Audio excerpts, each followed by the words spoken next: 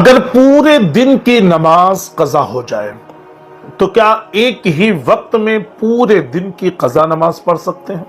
मिसाल के तौर पर किसी वजह से ज़ोहर, असर, मगरिब तीनों नमाजें कज़ा हो गई, या इशा भी कज़ा हो गई और फज्र भी कज़ा हो गई।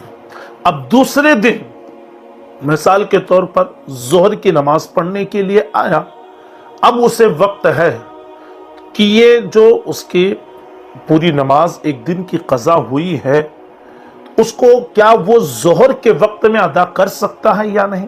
क्योंकि बाज़ लोगों के जहन में ये बात है कि ज़ोहर की कज़ा ज़ोहर के वक्त में अदा करना चाहिए, असर की कज़ा असर के वक्त में, मगरिब की कज़ा मगरिब के वक्त में।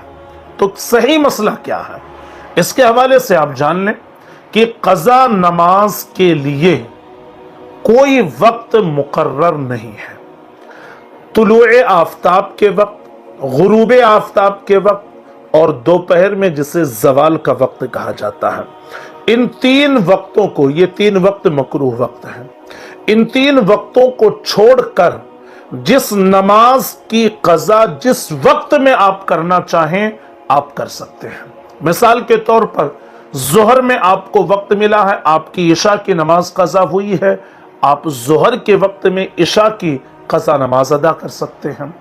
असर में आपको वक्त मिला है और आपकी ज़ोहर की नमाज कज़ा हुई है या फजर की नमाज कज़ा हुई है, तो आप ज़ोहर या फजर की कज़ा असर में कर सकते हैं। कज़ा नमाज अदा करने के लिए इन तीन वक्तों को छोड़कर जिस वक्त में आप चाहें और जिस नमाज की कज़ा करना चाहें आप कर सकते हैं। जो लोग ये समझते हैं कि ज़ोहर की कज़ा ज़ोहर ही में कर सकते हैं, असर की कज़ा असर ही में कर सकते हैं, वो मसले से नावाकिफ़ है। किसी भी नमाज की कज़ा किसी भी वक्त में कर सकते हैं, बस ज़रूरी यह है कि तुलूए आफताब, गुरूबे आफताब और दोपहर के वो जिसे ज़वाल का वक्त कहा जाता है, ये तीनों वक्त ना हो तो आप किसी भी वक्त कज़ा की नमाज अदा कर सकते हैं। अल्लाह रब्बुल इज़्ज़त का बेपनाह एहसान और शुक्र है कि अल्हम्दुलिल्लाह हम तलोजा फेस 1 न्यू मुंबई खारघर में कामयाबी की तरफ आगे बढ़ रहे हैं। जिस जमीन की खरीदारी के लिए हम कोशिश कर रहे थे कि वहां पर मस्जिद बनाएंगे, अल्हम्दुलिल्लाह आप सब ने दुआ दी और आप सब ने ताउन किया। अल्लाह रसूल का बेपनाह करम और एहसान रहा, हमने जमीन के मालिक को 1 करोड़ 20 लाख रुपए जमीन की कीमत अदा कर दी है। अब इस वक्त जो प्रोसेस है वो है रजिस्ट्रेशन का, जिसमें तकरीबन 10 लाख रुपए का खर्च है।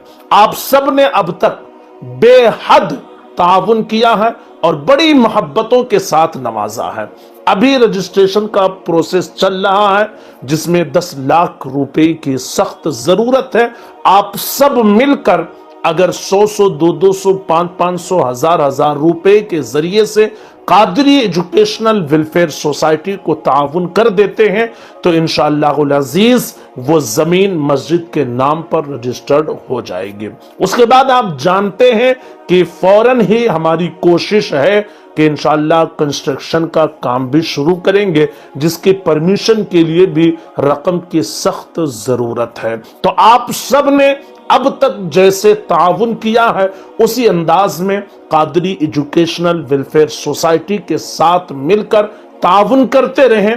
100 200 500 जो भी अल्लाह ने इस्तिताअत दी है, अल्लाह की राह में अपने वालिदैन के नाम से, अपने मरहूमीन के नाम से, अपने लिए आखिरत के लिए, अपने बच्चों की आखिरत के लिए, जो भी आप अल्लाह की राह में दे सकते हैं, मस्जिद की ज़मीन की खरीदारी में खर्च कर सकते हैं, मस्जिद के तामीरी काम में खर्च कर सकते हैं, आप ज़रूर बेज़रूर हिस्सा लेते रहें।